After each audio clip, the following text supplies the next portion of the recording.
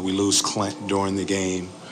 JC has some things going on, and our guys continue to fight. So I have a great deal of respect for my group and how they played this season and how they played this game. It was no quit. It was no give up or give in. As we put on the board, three things we can do here. We can give in, say it's too hard. We can give up and quit, or we give all we got. And I felt like they gave me all they had. Yeah, what did you see, especially in that fourth quarter, just cutting it down to 2 points and just towards the end of the game there? Just what did you see towards that last, 5-10 minutes? Fight. I saw a group that wasn't giving in to it. We found something with DeAndre in a matchup that he had, and he was able to get us close. That foul at the end, takes him out of the game, and, big call, big play there where we felt like we had some momentum going. But I saw fight from these guys for 48 minutes.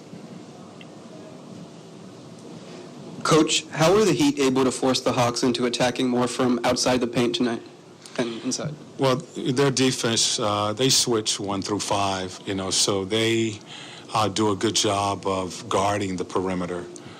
They don't give up a lot of threes. They force you into an isolation game. And, the way you have to attack them first is try to get down and play fast before their defense can get set. But you have to attack them inside with dribble penetration or post-ups or on the glass. And I thought we started to get to that. At the end, DeAndre was able to get into the paint and play. We just came up short. But they are a team that, with the switching defense, they try to keep you out of the paint and keep you on the perimeter. Hey, Nate, I know you mentioned that you felt like y'all had some momentum there late. On that final foul call on DeAndre Hunter, was there any consideration to challenge that one? Absolutely. I talked with the bench, and we felt like that it was marginal contact, and if we lose that, we're going to lose my last timeout, and they would get the ball on the side, so we would lose DeAndre as well as the last time out. And we just felt like it was marginal contact, and that was going to go against us. So decided to try to hold on to that last timeout. What did you see on that final play with Danilo in the corner? What did you see went wrong? They basically bodied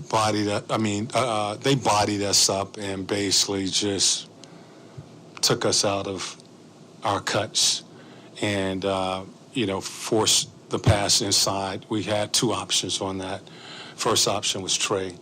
The second option was Gallo coming off, and as they do, they switch everything, and they grab, and they take that away. So they just blew that play up.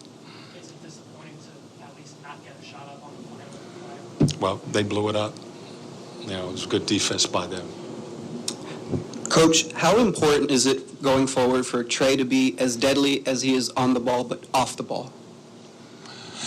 Well, that's something that we really worked on all season long. It was something we had to do all season long because of the defense that Trey was seeing night in and night out. Different teams would play him different ways. We saw a lot more boxing ones this season. Pretty much every team trapped him. We saw teams run and hit him, try to send two to get the ball out of his hands. Tonight, what you saw and really during this series is Miami just put two on him on the inbounds and forced our other guards to bring the ball up the floor. So we have counters that's built in for defenses like that, and we just go to our counters. We can play him off the ball. We can run some sets for him off the ball. We did that tonight, and we've basically built that in throughout the season. As a follow-up to that, do you feel like off-the-ball movement is something that Trey has to get better on, especially with how Miami defended him in this series? He will.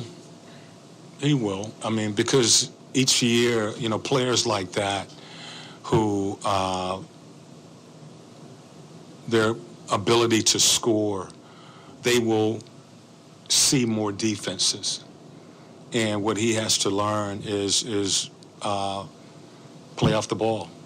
Allow DeLon or Kevin to bring the ball up, and we have plays for him to, or for us to run with him off the ball. So, and he did it more this season than he did last year.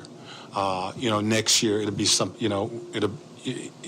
maybe he is playing off ball, and you are running him around off the ball and playing more of the 2 position than playing 90% of the point guard position.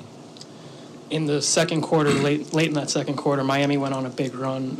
It was the 3rd straight game that they went on a big run. I'm just curious, what is your philosophy when it comes to calling timeouts to stop them and regroup your guys? That happened in 2 minutes. I think I had just called a timeout. But it was their press. It was their pressure. And, that was something that we covered. We knew that they were doing that. Whenever we subbed Trey out of the game, they picked up their pressure. I think that happened in about 2 minutes, the last 2 minutes